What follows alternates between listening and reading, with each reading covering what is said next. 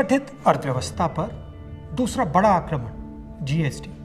GST UPA का idea था। एक टैक्स, कम से कम टैक्स, साधारण सरल टैक्स। एनडीए का जीएसटी बिल्कुल अलग है। 4 अलग अलग टैक्स, 28% तक टैक्स और बड़ा कॉम्प्लिकेटेड, समझने को बहुत मुश्किल टैक्स। जो स्मॉल एंड मीडियम बिजनेसेस हैं वो इस टैक्स को भर ही नहीं सकते और जो बड़ी कंपनियां इसको आसानी से भर सकती हैं वो 5, 10, 15 अकाउंटेंट्स लगा सकते हैं। ये 4 अलग अलग रेट क्यों हैं?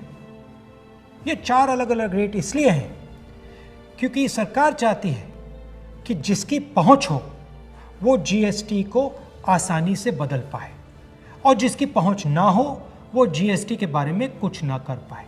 पहुंच किसकी है? हिंदुस्तान के सबसे बड़े 15-20 उद्योगपतियों की पहुंच है।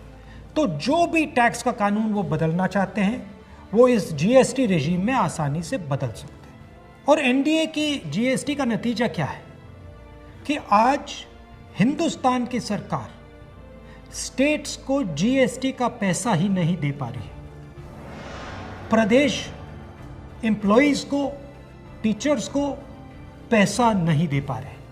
तो जीएसटी बिल्कुल फेल है, मगर ये सिर्फ फेल नहीं है, ये एक आक्रमण है गरीबों पर, स्मॉल एंड मीडियम बिजनेसेस पर। जीएसटी टैक्स की व्यवस्था नहीं है, जीएसटी हिंदुस्तान के गरीबों पर आक्रमण है।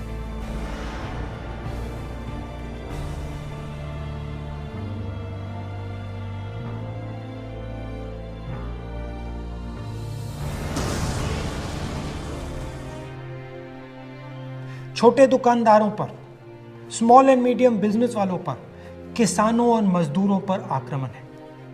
हमें इस आक्रमण को पहचानना पड़ेगा और मिलकर एक साथ इसके खिलाफ हम सबको खड़ा होना पड़ेगा।